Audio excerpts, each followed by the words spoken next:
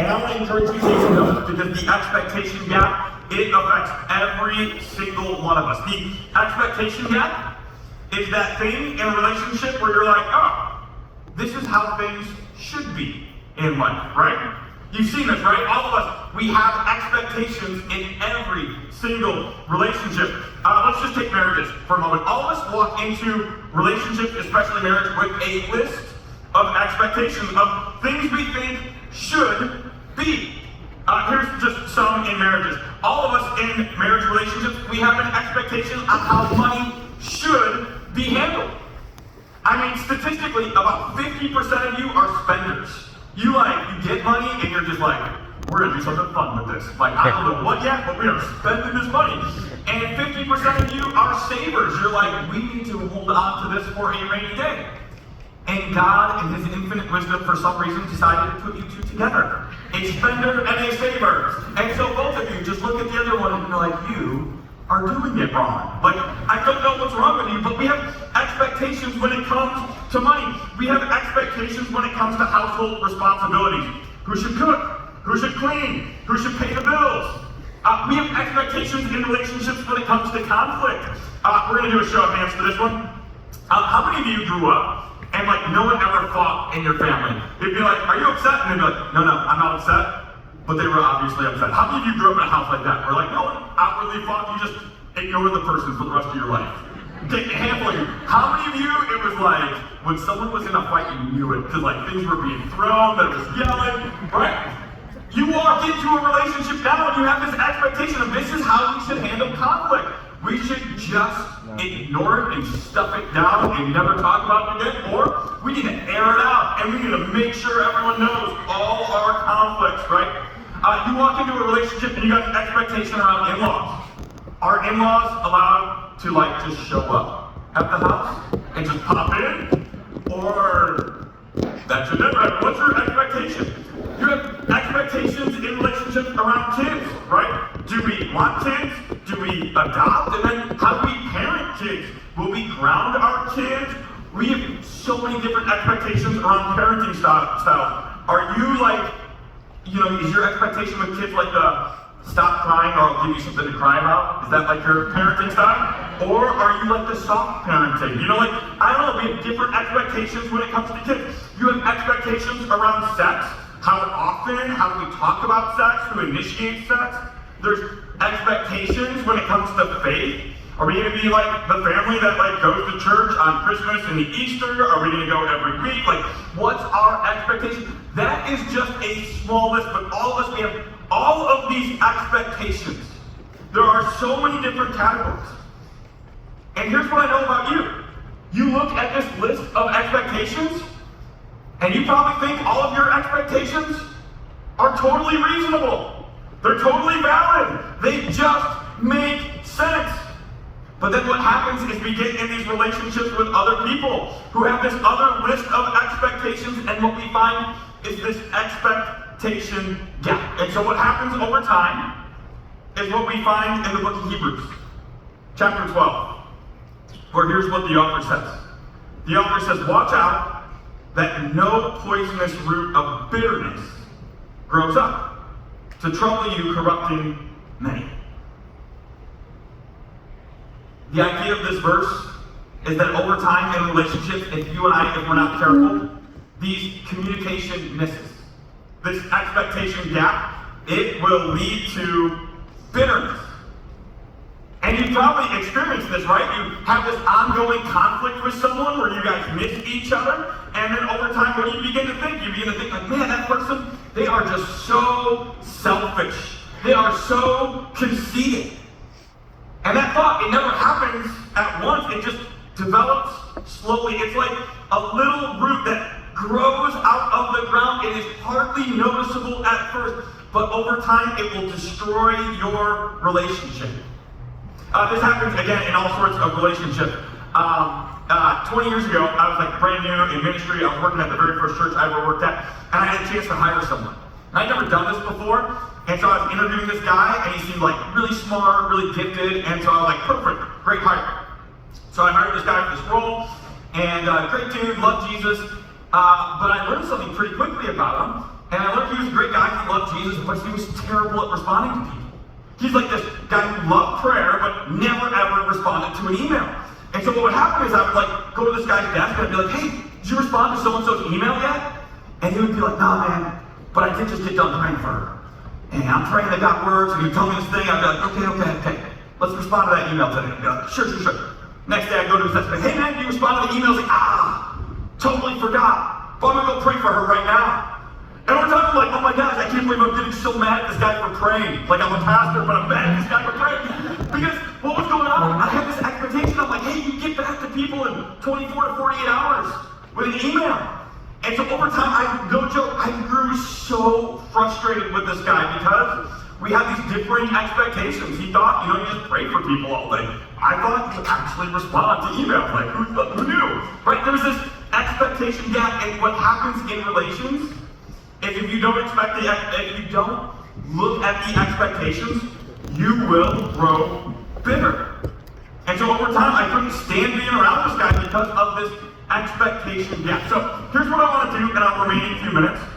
I want to talk about how do we avoid drifting towards bitterness in our relationships. And what we're going to do over the next few minutes is we are going to learn how to explore and express our expectations in relational conflict. And so we're going to do this by simply asking ourselves 3 questions. And as always, I want to give credit where credit is due. When it comes to expectations, there's an author who's been incredibly helpful for me. His name is Pete Scazzero. He has written a lot about expectations, and so I just want to tell you a lot of my reasoning and thoughts have come from him. And really, his work has helped me form 3 questions that I think you and I need to ask ourselves when it comes to conflict in relationships. And here's the 3 questions we're going to ask. The first one is this: do I have any unconscious expectations? You see, these expectations cause the greatest challenges in our lives because you and I, we will have unconscious expectations, things we have never really thought about, but we believe everyone should just know. I want to give you an example from my own life, but I need you to promise that you're not going to judge me for this. Can you guys promise not to judge me? I don't really believe you, but okay, I'm going to tell you anyways. All right. So I have 2 kids. I have a 9-year-old and an 11-year-old. And I don't know if you have kids, but if you do, you know that they always get sick on like the busiest days. Like it's just, I don't know, it just happens. And so my wife works, I work, and so what always happens is our kids get sick. We just wake up, we got 30 minutes before school, and they just get sick, like when we're both like jam-packed. And what I noticed is like this pattern has kind of developed in our lives where like our kids wake up and it's like obvious, they're not like faking it, like they're obviously sick. And what will happen is, my wife and I will notice this, and then my wife will want to start a conversation about like, hey, what are we gonna do? Who's gonna stay home? How are we gonna navigate this? And so she will begin this conversation, and what I noticed over time is I would initially get like super defensive. And what would happen is she'd be like, hey, what do you think we should do? And here would be my response. No joke. I'd be like, I don't know. I'm too busy today, though. I got 3 meetings. I have to work on a message. I have to meet with this couple. And I would just lay out all of these things. I'd be like, so I can't help. And then that would make her respond in not a great way. And all of a sudden, in like 5 minutes, we would take into this argument about who's going to stay home with our kids. And this happened over and over and over again. Until eventually I began to sense, I'm like, what is going on in me that every single time my kids get sick, I get so worked up. I get so frustrated. Well, over time what I realized is I had this unconscious expectation. And here's what it is. You're not going to judge me, right, when I share it? Promise? All right. The unconscious expectation I had this belief inside of me that I was too busy, that my job was too important, and so that therefore my wife should have to figure out how to flex her day and take care of our child. Now, did I ever say this out loud? No. Did I even know I had this expectation? No. But it was revealed that every single time my kids were sick, I would hope my wife would create a plan, because my expectation was, this is your problem, not mine. You see, you and I are filled with these unconscious expectations, things we think should be. This is the way things should be. So how do we uncover our unconscious expectations? Well, first, what we do is we gotta ask God for help. There is this great verse, it's a great prayer in Psalm 139 where the author simply says this. He says, "Search me, God, and know my heart." This has become one of my favorite prayers because here's what I know. God, He will show us. He will search us. And God will help. And so here's just a pattern I'm starting to develop in my own life. In the moments when I just initially respond with defensiveness, I find myself getting really upset very quickly. Often that to me is a clue that I have an unconscious expectation. That there is something I am expecting. In this moment with my kids, my expectation was my wife will take care of this. And the moment she didn't, I got frustrated. Now, was the problem my kids actually getting sick? No. Was the problem the way my wife brought up the topic? No. The problem was my unconscious expectation. So you and I, we got to start asking ourselves, is there an unconscious expectation that I'm holding on to? Now, that's the first one. But there's two more questions we're going to ask ourselves. The second question is this.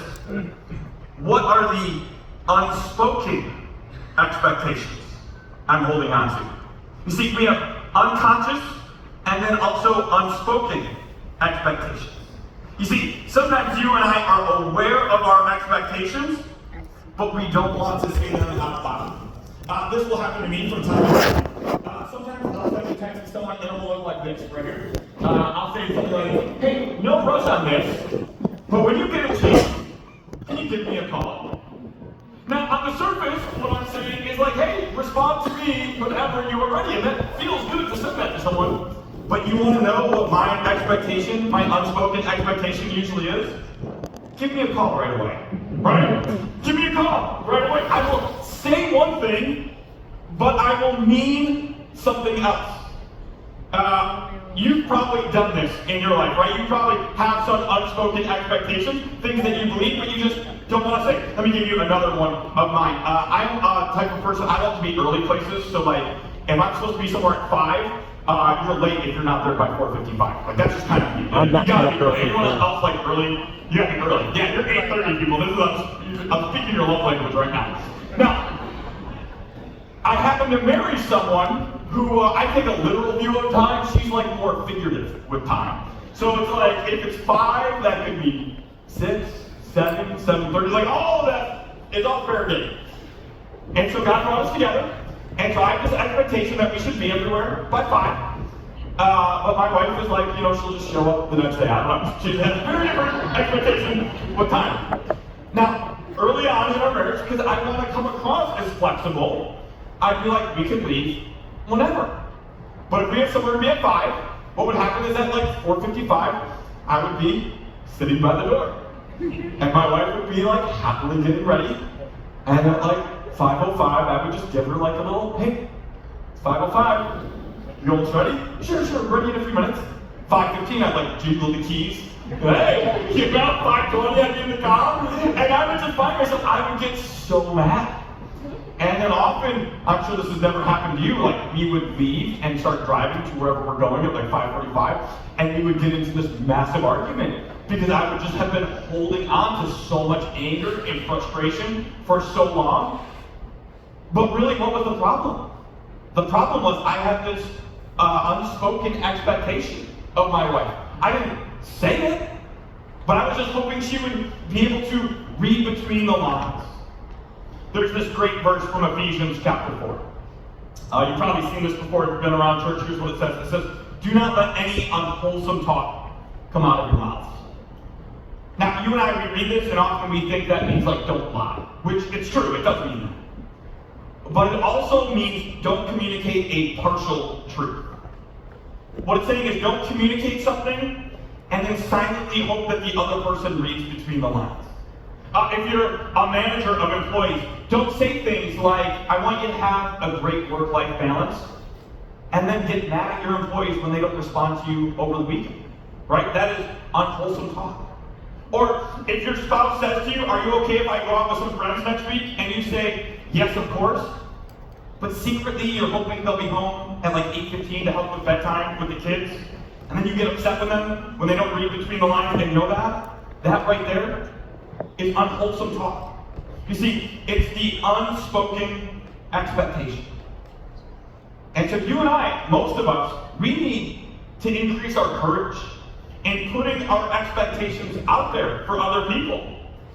And I know the danger for many of us, we think, I'm gonna feel vulnerable, or what if I sound needy? But when we speak our expectations into existence, what we're doing is offering a person a chance to connect with us. When you say to your spouse, or when your spouse says to you, are you cool if I hang out with friends? And you have the courage to say, of course, but could you be home by 8:15 to help with bedtime? Because I'm really struggling with bedtime this week. What you're doing is you're creating an opportunity for connection. And that matters in relationships. And it will help you with our third category of expectations. You see, the third question we gotta ask ourselves on a regular basis is where, not if, but where do I have unrealistic expectations? You see, when you and I do hard work, what I promise you will find is you have some unrealistic expectations of other people. Now, I'm gonna oversimplify and overgeneralize for a second. Will you give me permission to do that? Can I overgeneralize for just a moment? You give me a nod, if that's okay. All right. So I'm gonna overgeneralize, and I'm gonna pick on the guys here first. Okay. So guys, this is for you. Guys, if you are in a relationship and your expectation is that it's the woman's job to do all the cooking, all the cleaning, all the laundry, because that's what your mom did for you growing up, that is an unrealistic expectation. In fact, right now, most studies show that women do somewhere between 65 and 70% of all the household chores in a relationship. This is true even of women who work full-time jobs. So guys, if there's conflict in your relationship because you have an expectation that your wife will do all of those things for you, I gotta tell you, it is an unhealthy, unbiblical, and unrealistic expectation. Ephesians chapter 5 says this. It says, husbands, love your wives, just as Christ loved the church and gave himself up for her. So guys, if you're here today and you say things like, I would die for my family, but you're not willing to wash a dish, that is an unrealistic expectation in your relationship. And some of the friction and tension you are facing is probably because it's unrealistic. Now, is this true of every guy or the majority of guys? Hopefully not. But you gotta know it's an unrealistic expectation that will cause conflict in relationships. Now, ladies, your turn. If you are expecting your husband or significant other to read your mind, to anticipate a need, if you've had a bad day and you think he should just know you had a bad day, by talking, you haven't actually talked to him, but you've seen Hallmark movies where guys are so good at intuiting everything, right? If that's your expectation, I will tell you as a guy, we will miss that every single time. It is an unrealistic expectation. Now, does every woman have this expectation? Of course not. Do the majority? Of course not. But you see, our goal today in relationships is we got to become aware of the unrealistic expectations we're holding on to. So today, what are the unconscious expectations you have? What are the unspoken ones? What are the unrealistic ones? And what damage are those doing to your relationships? Because I can promise you over time, they will wreak havoc. They will lead to bitterness and frustration and distance and pain. And so our goal today is we want to begin by just setting some clear expectations. And again, this is true in every single relationship. I was thinking about this as Nicole was up here. She was mentioning we do this thing at the end of every service called Connect 5. Where every week, if you've been here, you hear us say every week. Every week I'm like, hey, if you're new or been around for a little bit and you want to learn a little bit about the crossing, give me 5 minutes of your time. I'm going to tell you 5 things about the crossing in 5 minutes. You know why I do that? Because I want to set expectations for you.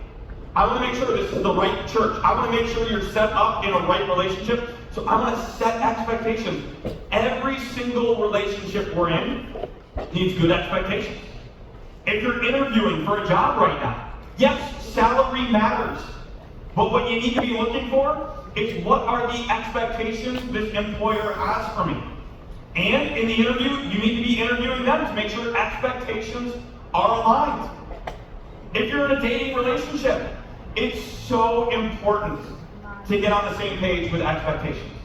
I mean, so much of what I do in premarital counseling is all about are our expectations right on all the categories that matter most in life. I mean, we're never going to be perfect, but our expectations around faith and family and communication, are they in line? So today my hope, my prayer has been, what do we do to set expectations? Because again, here's the goal. 1 Peter 4:8 says this. It says, above all, love each other deeply. Because love covers over a multitude of sins. And I don't know about you, but I'll tell you, I want my relationships to be marked by love. And what I will tell you is it doesn't happen by accident. It begins by becoming aware of the expectations we carry into a relationship. And here's the good news. You and I, we're not going to be perfect at this. But we do have a God who forgives us. We do have a God who will grow us. And we do have a God who will speak to us and help us see what's inside of us.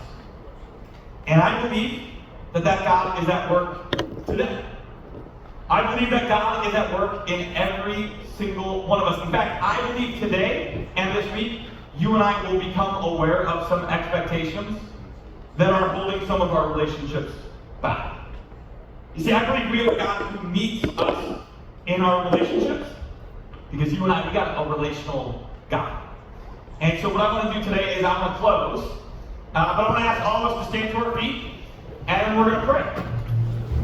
And here's what I would just say to you, is if you got a relationship in your life right now where you say, man, we're just not clicking.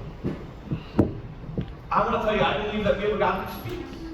We have a God who meets us right where we're at. In fact, at the end of the service, we're going to have people in the back who would love to pray for you. If you're new, you can come on down front. But in a moment, I'm going to ask you to be bold, and we're going to pray for any relationship in your life that you say today is struggling. So let's pray, and then we'll be done. God, we come before you, and we thank you, because you are a relational God. And you meet, and you speak, and you are at work in every single one of our lives. And so today, God, we just want to take a moment. And here's what I would ask. We asked this at the beginning. And so right now I'm going to ask you to be courageous. If you have a struggling relationship in your life, will you just raise your hands? And I want you to leave it up there because I want to pray for that relationship. Because I know that it's causing you pain and grief in your life right now. And so God, I pray for every hand that is raised or every hand that should be raised. Because every hand represents a struggling relationship. And so God, over the next few days, I pray that you give us clarity of where is the expectation gap in this relationship.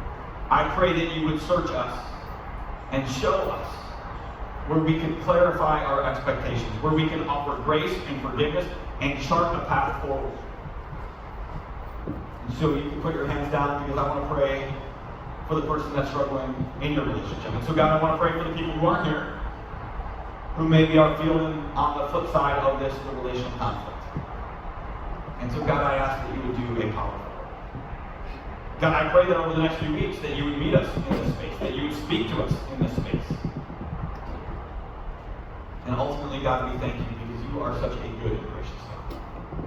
And so as we kick off this series of Green Flags, I pray that you would help us to develop the characteristics and traits of healthy, thriving relationships. Because at the end, God, we want to love each other deeply, and we believe love covers a multitude of sins. And so God, thank you for your grace and forgiveness. We pray this in your Son's name. Amen. Amen. Guys, thank you so much for being here. We're going to have baptisms outside. Prayers tonight. And again, if you're new, come on down front.